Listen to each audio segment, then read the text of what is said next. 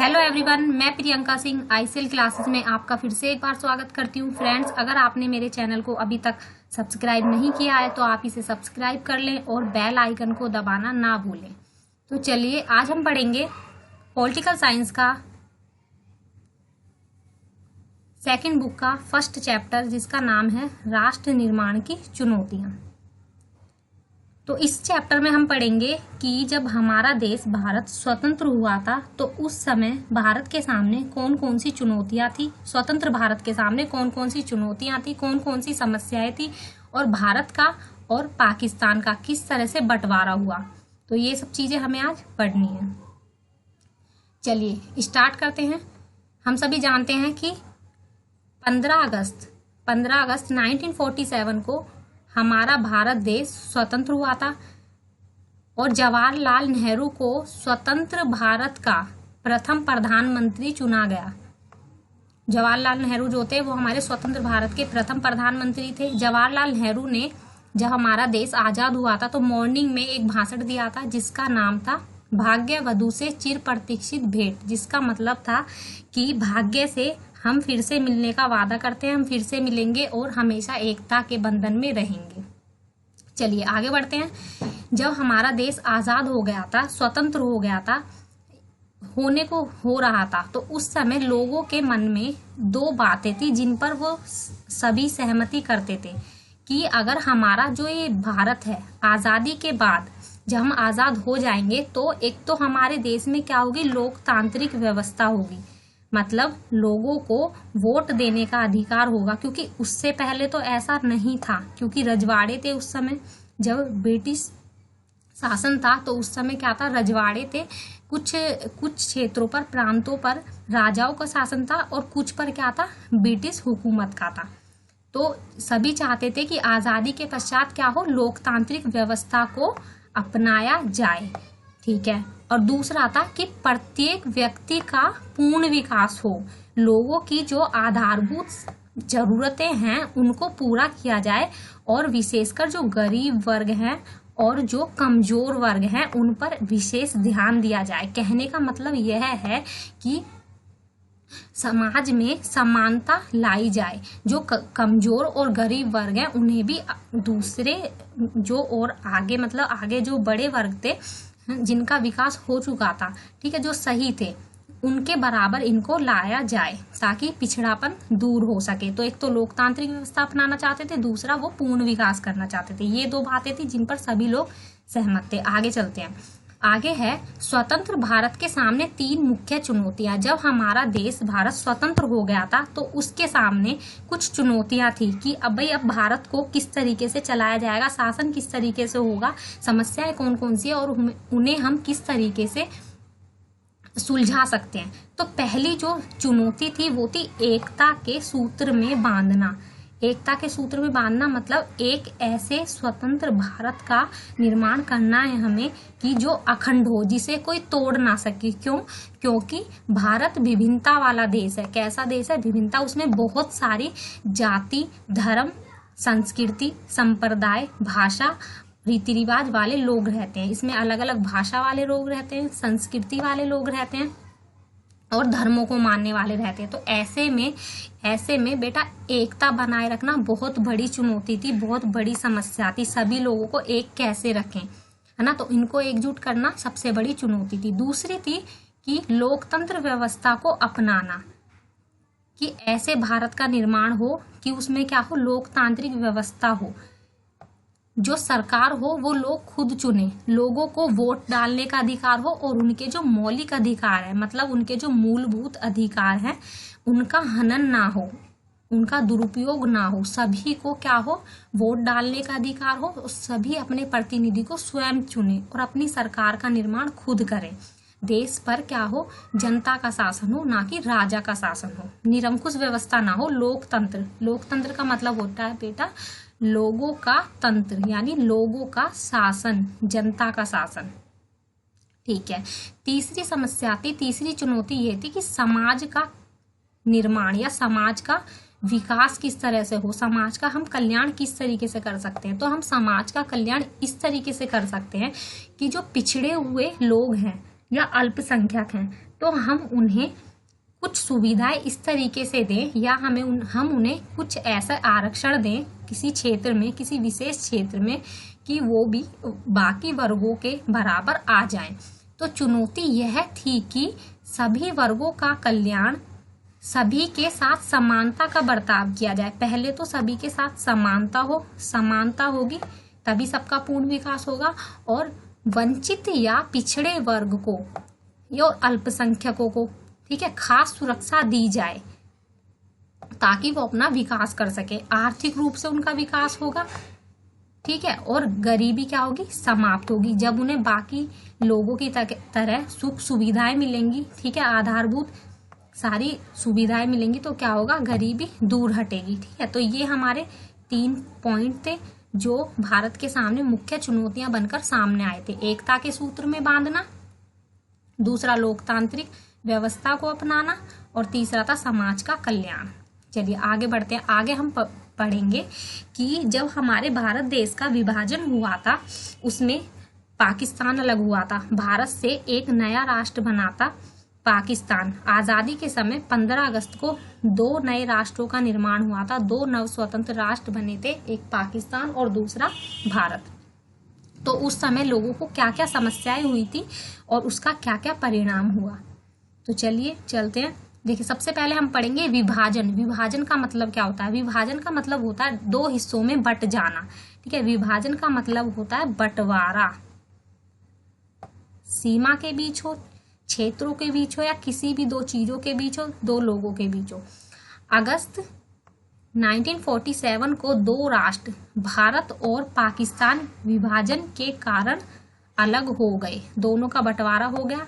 दोनों देशों के बीच सीमा रेखा खींच दी गई।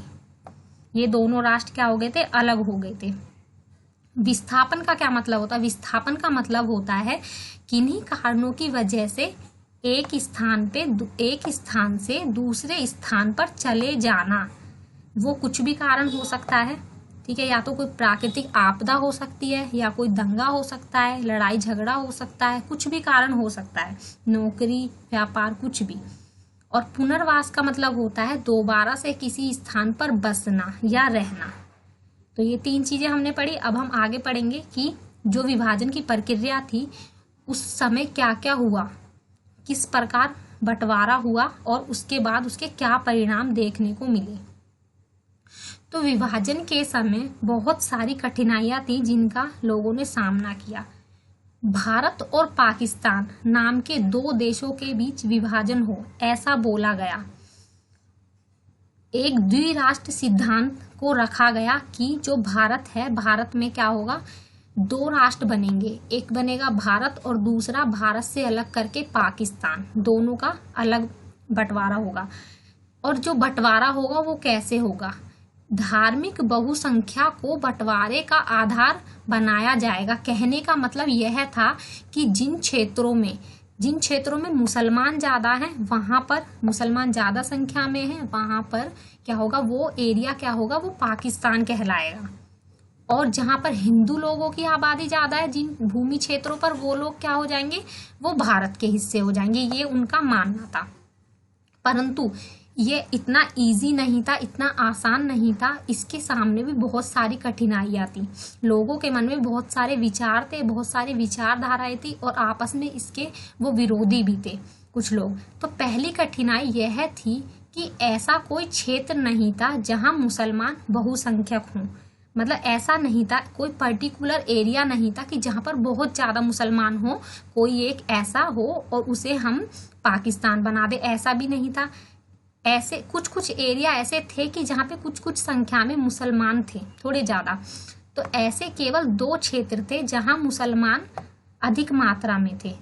तो वो एक क्षेत्र था पश्चिम में और दूसरा था पूर्व में। मतलब जो हमारा भारत है ये उसके पश्चिम में, इधर पश्चिम में जिधर अब पाकिस्तान है, कुछ उधर थे और कुछ पूर्व में थे। तो उन लोगों का मानना था, जो लोग पाकिस्तान का समर्थक करना चाहते थे, मतलब द्विराष्ट्र सिद्धांत का, कि 2 राष्ट्र बने, 2 देश बने, तो उनका कहना था कि इधर अगर पाकिस्तान होगा और इधर ये पूर्वी पाकिस्तान होगा और बीच में क्या होगा, भारत होगा। तो ऐसे तो हो नहीं सकता था, क्योंकि जरूरी नहीं इधर भी ज्यादा मुसलमान हो और इधर भी ज्यादा हो, ऐसे नहीं हो सकता था भारत का बंटवारा। दूसरी समस्या यह थी कि जो अधिकतर मुस्लिम थे वो पाकिस्तान में जाने को तैयार थे ही नहीं, क्योंकि कुछ लोग जो थे वो अपने घरों को नहीं छोड़ना चाहते थे। पाकिस्तान में भी बहुत सारे मुसलमान थे, लेकिन वो भारत में नहीं आना चाहते थे, और जो भारत में थे वो पाकिस्तान नहीं जाना चाहते थे। तो ये दूसरी बड़ी समस्या थी। खान अब्दुल गफ्फार खान जो थे वो द्विराष्ट्र सिद्धांत के बिल्कुल एकदम खिलाफ थे। उनकी जो विचारधारा थी वो क्या थी, गांधी जी के विचारों से मिलती थी। तो वो जो ये द्विराष्ट्र सिद्धांत था ना, द्विराष्ट्र का मतलब दो राष्ट्रों का सिद्धांत, जो कि मुस्लिम लीग व्यवस्था ने दिया था। दो राष्ट्र सिद्धांत मतलब दो राष्ट्रों का निर्माण किया जाए। खान अब्दुल गफ्फार खान ये जो थे ये उस समय इसके नेतृत्व में नहीं थे, परंतु क्या हुआ, उनकी अनदेखी की गई, लोगों ने उनका विरोध किया, और क्या हुआ, आखिर में पश्चिमी सीमा प्रांत को पाकिस्तान में शामिल कर दिया, मतलब पाकिस्तान का निर्माण हो गया। तीसरी विकट समस्या यह थी कि ब्रिटिश इंडिया के समय पंजाब और बंगाल में कई हिस्से जो थे बहुसंख्यक गैर मुस्लिम आबादी वाले थे।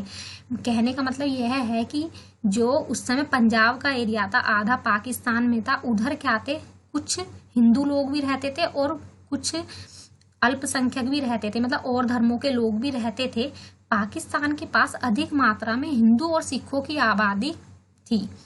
इन लोगों ने अपने आप को अपने ही घरों में विदेशी महसूस किया। कहने का मतलब यह था, इन लोगों ने इस व्यवस्था का पूरा विरोध किया। ये लोग अपने घरों को छोड़कर ना तो पाकिस्तान में जाना चाहते थे और ना ही एक अलग एरिया बनाने के समर्थक थे। तो इन्होंने भी इसका विरोध किया। तो ये सारी क्या थी, उस समय बहुत सारी चुनौतियां थी, उस समय बहुत सारी समस्याएं थी, जिसका लोगों ने क्या करा, विरोध किया। सभी धर्मों के लोगों ने विरोध किया। उसके बाद जब हमारा बंटवारा हुआ, विभाजन हुआ, उसके बाद भी लोगों ने जैसे तैसे करके बंटवारा तो हो गया, लेकिन लोगों के सामने बहुत सारी समस्याएं आई। तो हम देखते हैं कि जब हमारे भारत का विभाजन हो गया था, पाकिस्तान और भारत का, तो उस समय कौन कौन से परिणाम निकलकर सामने आए थे। ये जो परिणाम निकलकर सामने आए थे ये बहुत ही कष्टदायक थे। कोई भी ऐसा नहीं थी, कोई बात भी ऐसी नहीं थी जिससे लोगों को कुछ फायदा हुआ हो, क्योंकि अगर कहीं भी कुछ बंटवारा होता है, हम अपनी जगह को छोड़ के जाते हैं तो उसके कुछ ना कुछ दुखद परिणाम ही सामने आते हैं। एक जगह की आबादी क्या हुई, दूसरी जगह जाने के लिए मजबूर हुई। आबादी जो थी वो दूसरी जगह जाने के लिए मजबूर हुई। सेकंड पॉइंट है, आबादी का स्थानांतरण अनियोजित था। क्या था, मतलब जो आबादी जो है इधर उधर जा रही थी, लोग वो पहले से एक तो उसकी प्लानिंग नहीं की गई थी और उसमें बहुत सारी क्या थी, समस्याएं थी। धर्म के नाम पर दोनों समुदायों ने क्या करा, एक दूसरे समुदाय को बेरहमी से मारा। आपने देखा होगा कि उस समय लोगों ने हिंदू और मुसलमानों के बीच किस तरह से दंगे हुए थे। इन लोगों ने एक दूसरे धर्म के लोगों पर बहुत ही ज़्यादा अत्याचार किए, मारा, जिसमें काफ़ी सारे लोगों को अपनी जान गंवानी पड़ी और बहुत सारे लोग अपने घरों से बेघर हो गए। लाहौर, अमृतसर और कलकत्ता, यहाँ पर यह स्थिति बहुत ही ज़्यादा खतरनाक थी और ऐसे शहरों में क्या हुए, बहुत ज़्यादा सांप्रदायिक दंगे हुए और एक जगह से दूसरी जगह आने वाली जो ट्रेन थी, जो गाड़ियाँ थी, उनमें आग लगा दी और लोगों को मार दिया गया। बहुत बुरी तरीके से लोग एक दूसरे के विरोधी हो गए थे। हिंदू और मुसलमानों ने क्या करा, एक दूसरे की जो आबादी वाले क्षेत्र थे, एरिया था, उस पर जाना बिल्कुल छोड़ दिया। जो हिंदू थे वो मुसलमानों के एरिया में नहीं गए, ना ही मुसलमान गए, ना ही हिंदू गए। लोगों को अपना घर बार छोड़ने के लिए मजबूर होना पड़ा और सीमा के पार जाना पड़ा और काफ़ी सारे लोगों को क्या करना पड़ा, इधर उधर भटकना पड़ा। इसमें बहुत ज़्यादा समस्याएं हुई, बहुत सारी कठिनाइयाँ हुई। अल्पसंख्यक अपने घरों से भाग गए, जिनकी संख्या बेटा कम थी, जो माइनॉरिटी में आते हैं, मतलब जो ऐसे धर्म जो कम पाए जाते हैं, ठीक है, जिसमें जैन, सिख, बौद्धिस्ट, ये सब जो है, और उन्हें अस्थायी रूप से शरणार्थी शिविरों में शरण लेनी पड़ी। जो कैंप वगैरह लगते हैं उन्हें काफ़ी साल, करीब 1 साल से 2 साल के बीच वहाँ पर रहना पड़ा, क्योंकि वो अपने घरों से बेघर हो गए थे। हजारों की संख्या में क्या हुआ, सबसे ज़्यादा तो जो परेशानियां हुई थी वो बच्चों को हुई थी और औरतों को हुई थी। उनका क्या करा, अपहरण कर लिया गया और उनसे ज़बरदस्ती शादी कर ली गई या उन्हें ज़बरदस्ती शादी करनी पड़ी।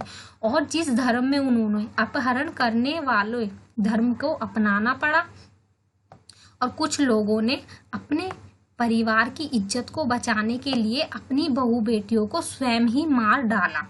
बहुत से बच्चे अपने माँ बापों से पिछड़ गए और वो क्या हो गए।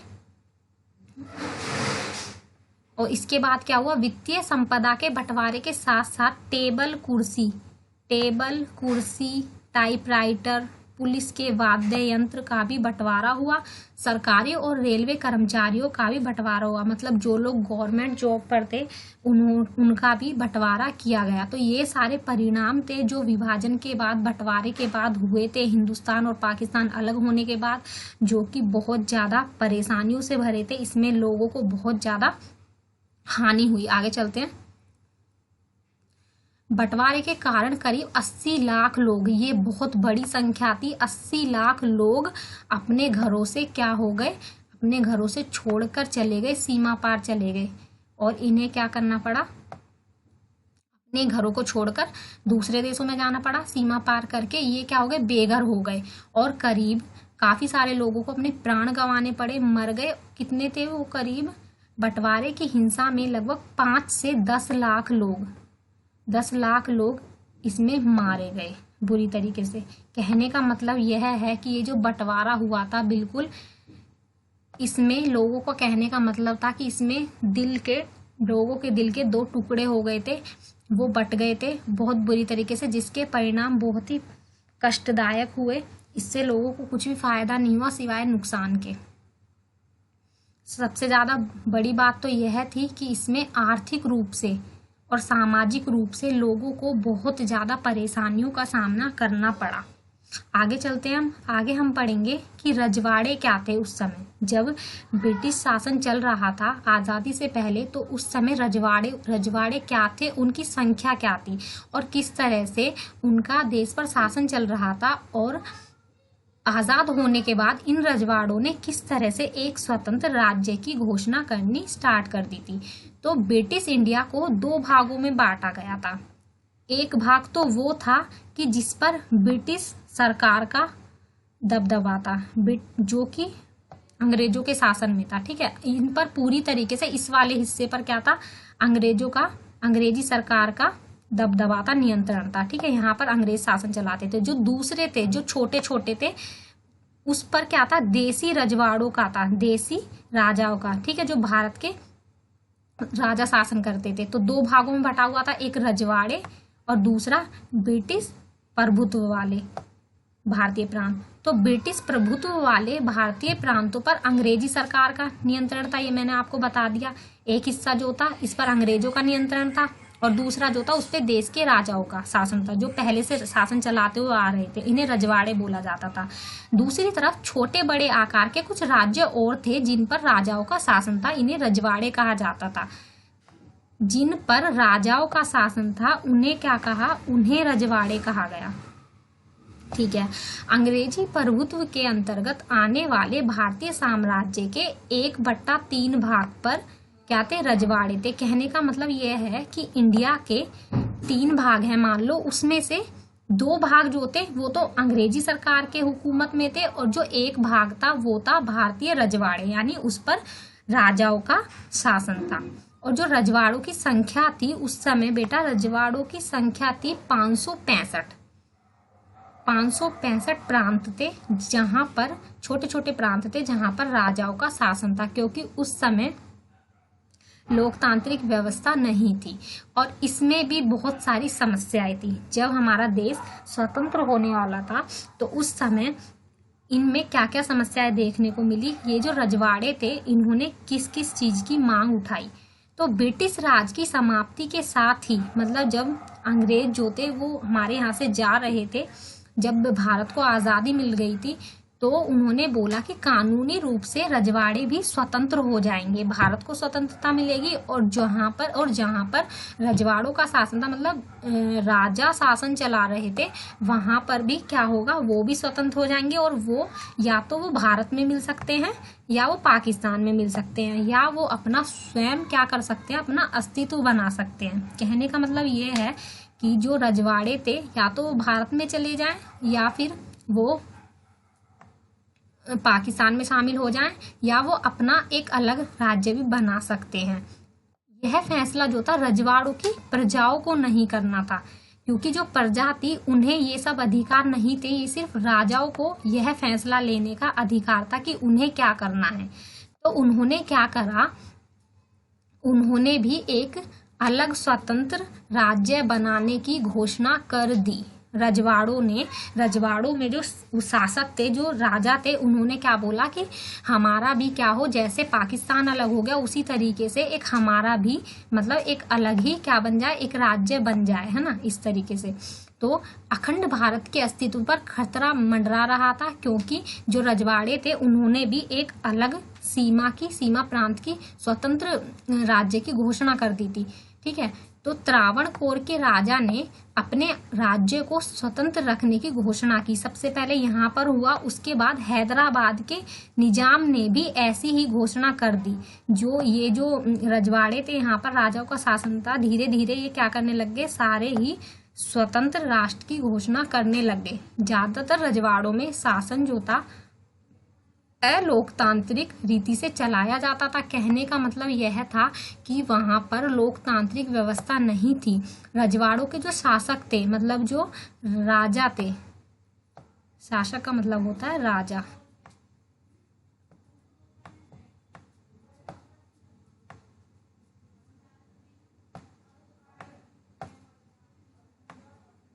राजा थे, वो अपनी प्रजा को, मतलब जनता को क्या करते थे, लोकतांत्रिक अधिकार देने के लिए बिल्कुल भी तैयार नहीं थे। कहने का मतलब यह है कि वो नहीं चाहते थे कि प्रजा उनको चुने या जनता अपनी सरकार खुद चुने। इस रजवाड़े पर या इस शासन व्यवस्था पर क्या हो, राज्य पर लोगों का दबदबा हो, या जो व्यवस्था है, शासन व्यवस्था, वो लोगों के हाथों में हो। वो चाहते थे कि अगर हम राजा हैं जैसे, तो उसका जो बेटा है वही राजा बने, मतलब राजा का बेटा राजा बने। जो शासन व्यवस्था हो कैसी हो, निरंकुश हो, राजा का दबदबा हो सब पर, तो वो ये चाहते थे। ठीक है, ये हमने आज रजवाड़ों के बारे में पढ़ा है, और आज की वीडियो में इतना ही। नेक्स्ट वीडियो में हम इसका सेकंड पार्ट पढ़ेंगे। और फ्रेंड्स, अगर आपको मेरी वीडियो अच्छी लगे तो आप इसे ज़्यादा से ज़्यादा लाइक कीजिए, शेयर कीजिए, और कमेंट करके बताइए कि आपको मेरी वीडियो कैसी लगी, ताकि मैं इसमें कुछ इम्प्रूवमेंट कर सकूं, कुछ चेंजेस कर सकूं, और आपके लिए कुछ और बेटर कर सकूं। Thank you.